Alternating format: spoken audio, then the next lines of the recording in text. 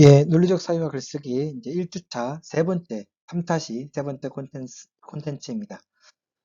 세 번째 콘텐츠는요, 이제 글쓰기에 대한 각자의 어떤 진단들을 좀 내려보는 시간, 그리고 간단한 글쓰기 팁들, 요것들을 조금 알려드리도록 하겠습니다.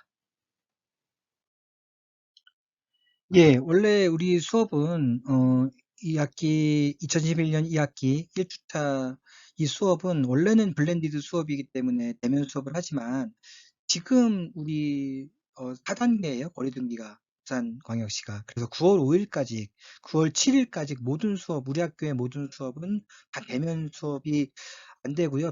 비대면 수업으로 진행되고 있습니다. 그래서 비대면 수업이라는 것을 이해하시겠고요. 만약에 거리두기 단계가 이제 4단계인 경우라서 그런 거겠고요. 만약에 거리두기 단계가 이제 9월 7일 이후에 2, 3단계로 내려가게 되면 이제 원래 우리가 수업에서 요구하고자 했던 블렌디드 수업, 통합 수업, 그래서 A조, B조 나누어서 이제 연강 시간에 수업 오는 거 그렇게 진행합니다. 그래서 1주차에만 3차시가 일단 있는 거겠고요. 만약에 또 이제 1단계로 내려가게 되면 전체 대면 수업을 하게 된다라는 걸 기억해 주셨으면 좋겠습니다. 그래서 항상 우리가 공지사항을 좀 확인을 하셔야지 여러분들이 헷갈리지 않게 이렇게 수업을 좀 잘 들을 수 있으리라 생각을 합니다. 이제 추가로 3차 시는 만들어졌고요. 원래는 강의실에서 진행하려고 했던 건데 그렇게 하지 못해서 이제 이렇게 온라인 수업으로 진행하게 되었다는 걸 기억하시기 바랍니다. 그래서 이제 글쓰기 진단을 우선 해보고요. 자기가 어떤 수준인지, 자기가 어떤 상태인지를 좀 이렇게 정리해 두는 것도 좋을 것 같아요.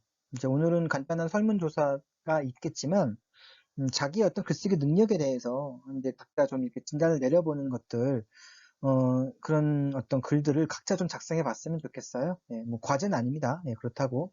그래서 뭐 그런 것들이 있다면 저에게 나중에 뭐 이렇게 보여주시면 제가 이제 또 그걸 갖고 이제 상담을 할 수 있는 그런 부분들도 있습니다.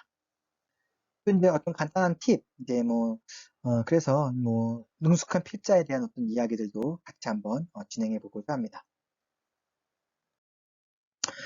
예, 질문이죠. 이제 글쓰기란 뭘까요? 예, 여러분들은 글쓰기가 뭐라고 생각해요?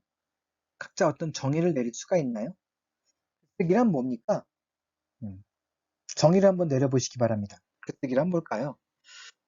뭐, 어떤 인간의 표현인데, 인간이 무언가를 표현하는데, 뭘로 표현하는 거죠? 말이 아니라, 몸동작이 아니라, 글로 표현하는 게 글쓰기예요. 그죠? 예. 또, 인간이 무언가 외부적인 상황들을 받아들이는데, 뭐 소리나 뭐 이런 것들로 받아들이는 게 아니라, 글로 받아들이는 거예요.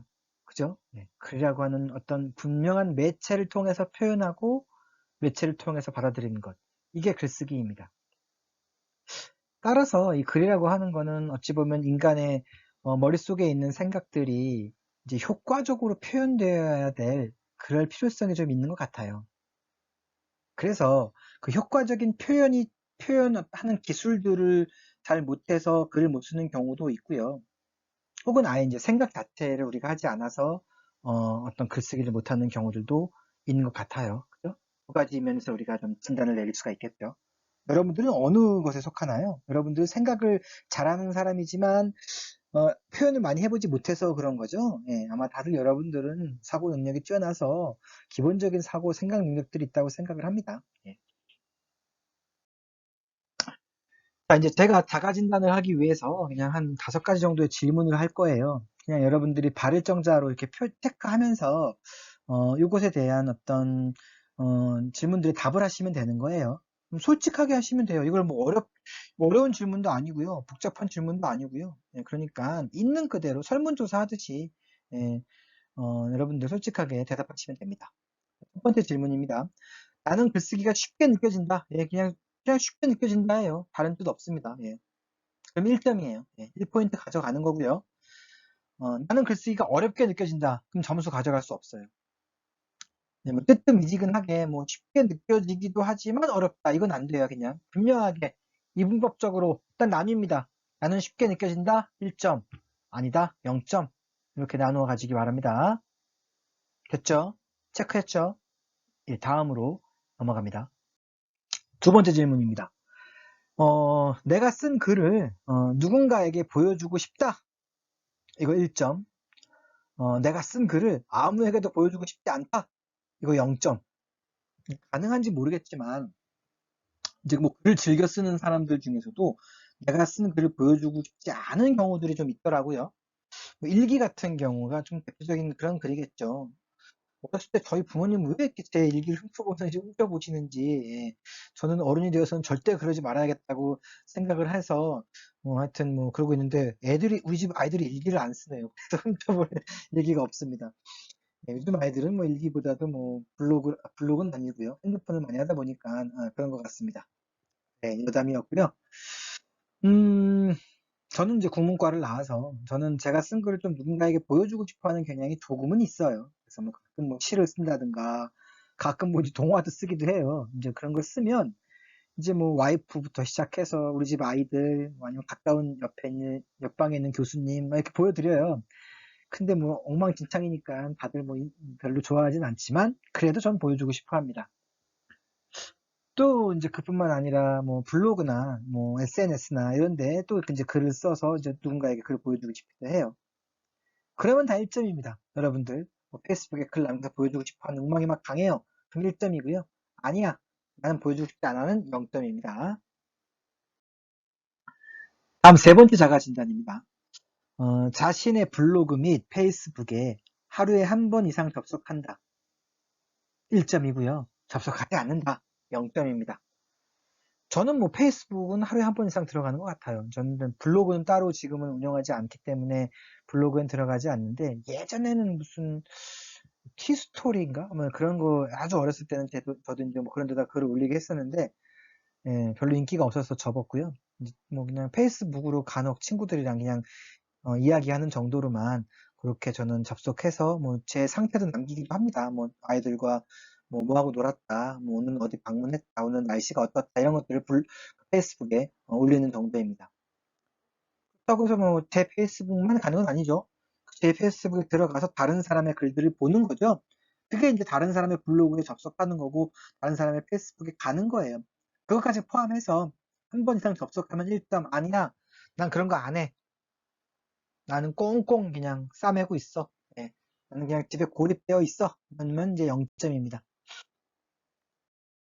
네 번째, 대학에서 글쓰기 수업이 필수인 이유를 알 것 같다라고 하면 1점.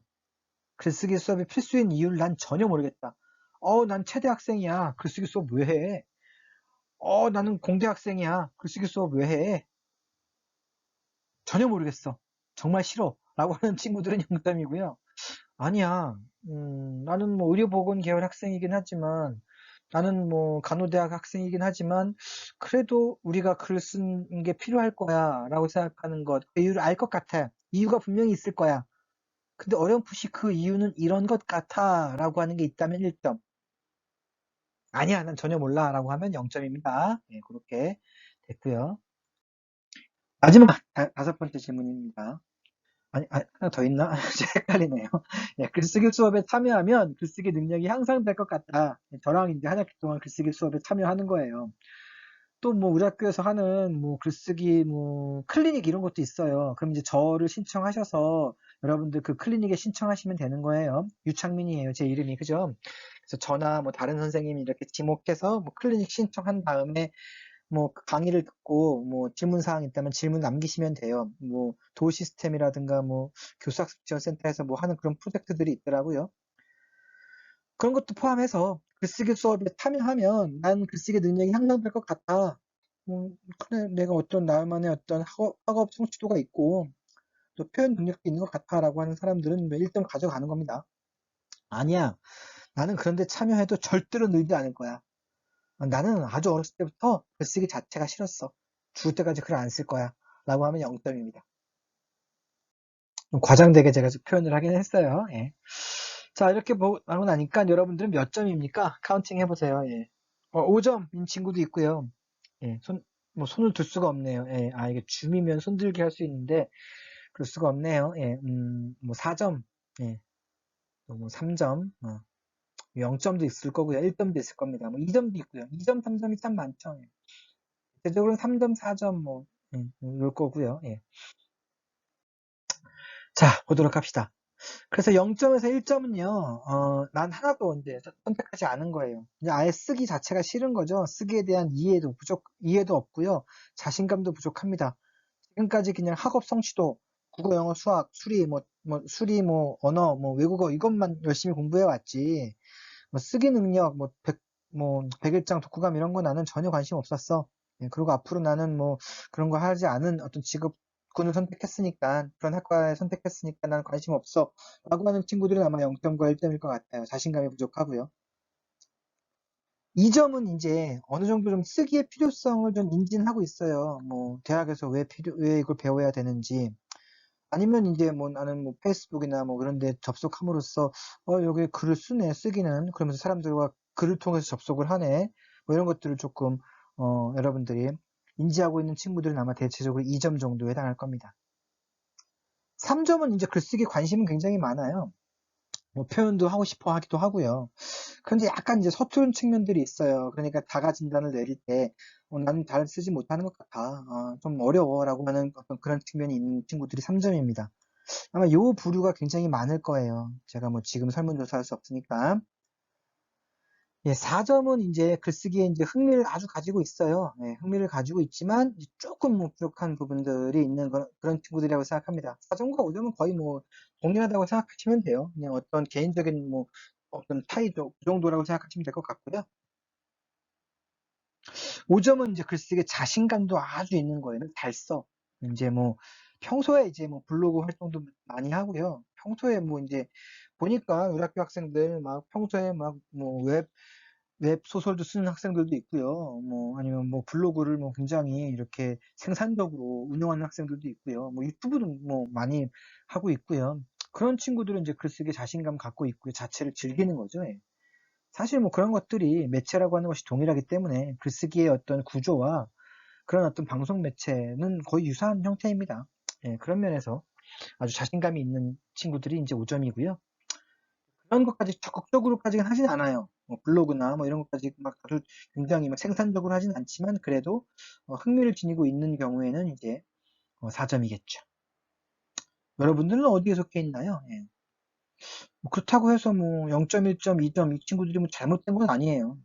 제가 화공컨대 한국의 교육이 여러분들을 그렇게 만든 것 같아요. 한국이 이제 뭔가 대학이라고 하는 목표를 향해서 가다 보니까 글쓰기나 혼자 생각하는 능력들을 많이 경험해 보지 못하게 해요. 개인의 사고력이 향상되는 데 있어서 좀 부족한 어떤 시스템일 가능성이 매우 높아요. 자기 주도 학습, 아무리 이런 얘기를 해도 학교에서 수업 듣다가 학원 가서 또 수업 듣다가 혹은 인강 듣다가 언제 자기 생각합니까? 자기 생각할 기회가 없어요. 그러다 보니까 자기 생각을 글로 표현할 기회도 없겠죠. 그러니까 우리가 어떤 쓰기에 대한 자신감도 없고 어떤 경험도 많이 하지 못하는 것 같아요. 예, 그런 부분들이 있기 때문에 0점부터 2점까지 있는 속한 학생들이 그렇게 좌절할 필요는 없습니다. 예, 그게 당연한 거고요. 그런 어떤 열악한 한국의 교육적 환경에서도 어떤 자기만의 어떤 개성이라든가 자기만의 취미를 갖고 글쓰기를 한 친구들이 이제 대부분 3점에서 5점에 속한 것이다 라고 생각하시면 될 것 같습니다.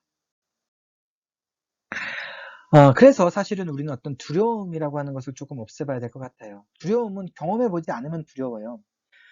처음으로 패러글라이딩 할 때, 아니면 스킨스쿠버 있죠? 굉장히 두렵더라고요. 그러니까 처음으로 그걸 이렇게 딱 하고 물속에 들어갈 때 그 공포감이, 이루 말할 수가 없더라고요. 그래서 그 첫 번째 물에 들어갈 때 그 공포감을 이기지 못하면 이제 못 들어가는 거였고요.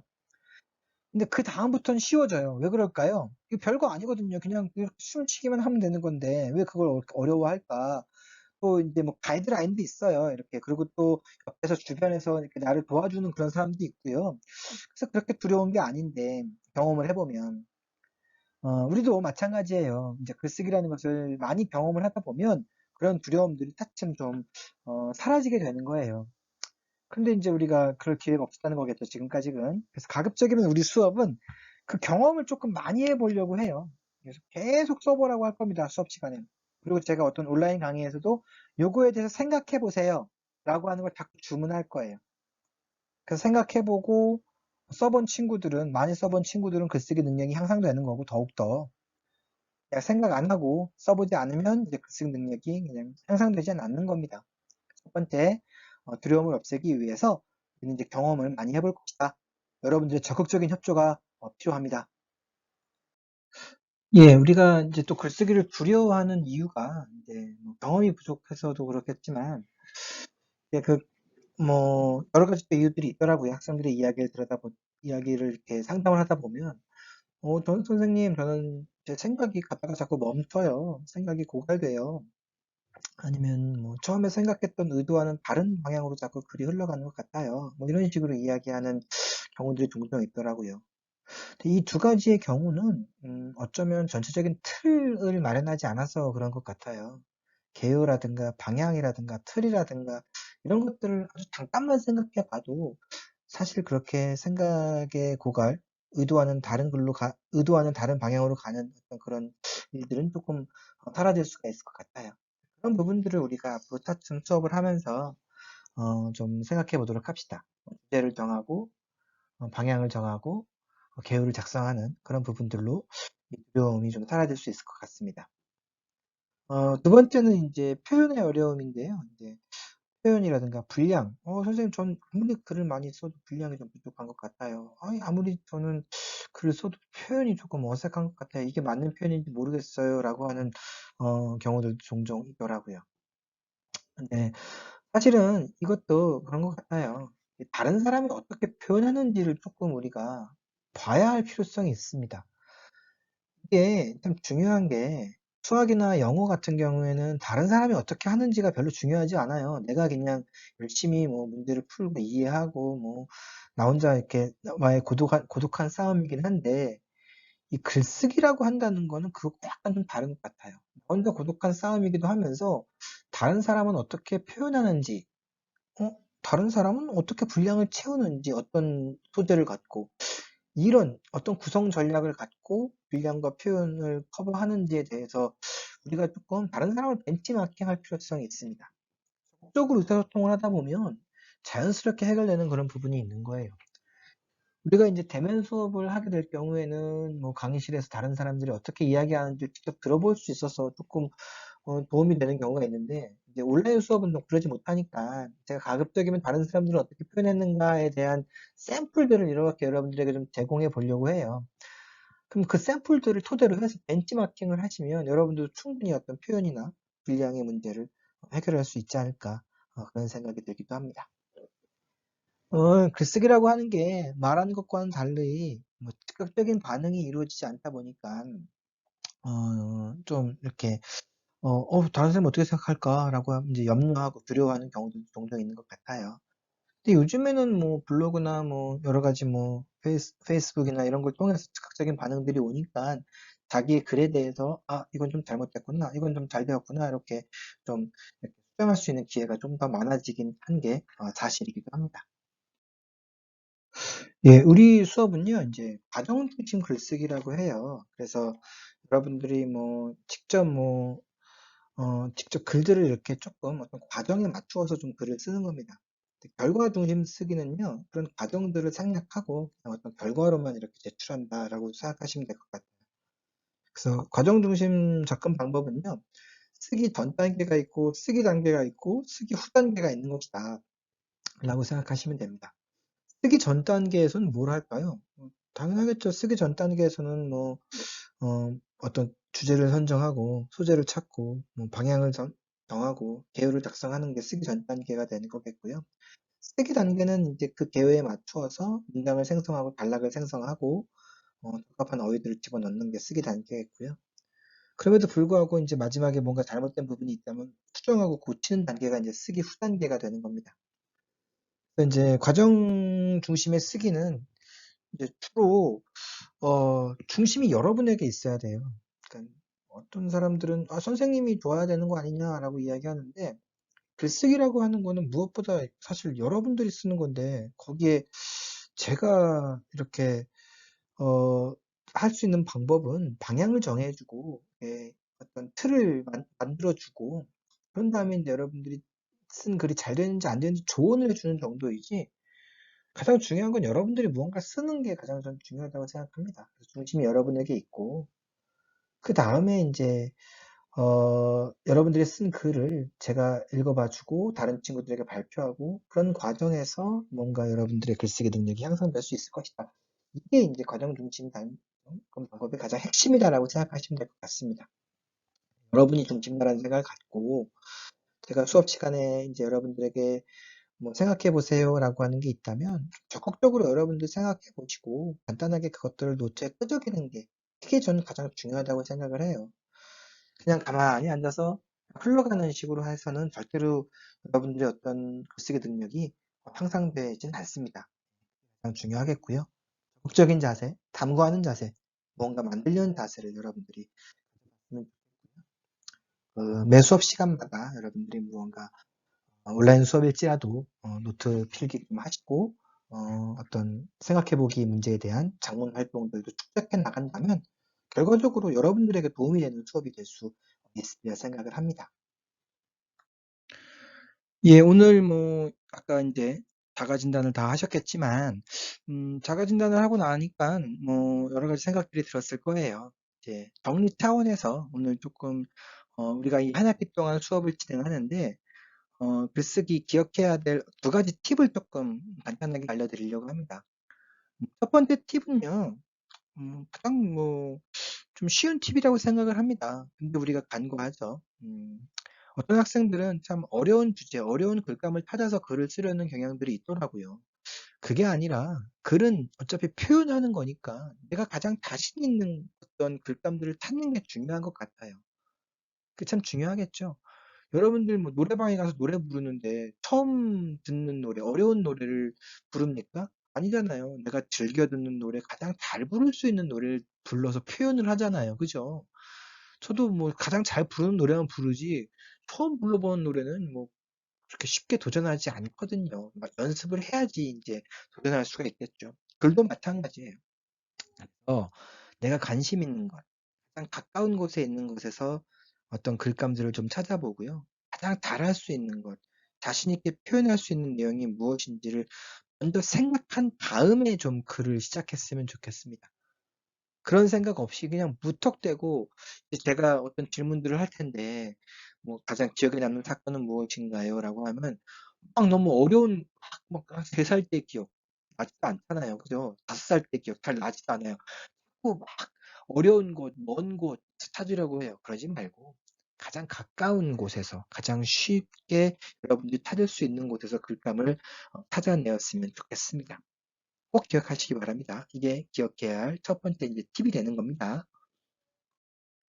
예, 다음으로 이제 오늘 기억해야 될 두 번째 팁은요. 여러분들이 다들 능숙한 필자가 되었으면 좋겠습니다. 능숙한 필자란 무엇이냐면 이제 글쓰기를 목표 지향적인 어떤 해결 과정으로 생각한다는 거예요. 그래서 능숙한 필자는 그 목표를 향해서 나아갈 때 일회적으로 그냥 글을 쓰는 게 아니라 목표를 정해놓고 계획을 짜고 그 계획에 맞추어서 뭐 자료도 수집하고 그 계획에 맞추어서 전략도 짜고 쓰고 난 다음에 다시 한번 돌아보고 이런 거예요. 그죠? 그래서 이 능숙한 필자의 두 번째는 어떤 단계별로 좀 구분을 해서 어떤 어, 글을 써보자라는 거겠죠. 큰 틀에서 어떤 이야기거리를 찾은 다음에 즉 나하고 가장 가까운 것, 내가 가장 잘할 수 있는 이야기거리를 찾고요. 그거에 맞춰서 계율을 따는 방식으로 좀 접근을 해보자는 겁니다. 계율가 짜지면 이제 분명하게 여러분들은 이 글의 어떤 목표, 이 글의 어떤 주제, 이 글의 방향 이런 것들이 설정되겠죠. 그런 목표 의식이 드러난 글이 좋은 글이에요. 또 그러한 글은 우리 수업에서 요구하는 어떤 전체적인 목표들과도 이제 떨어지는 그런 부분들이 있겠죠.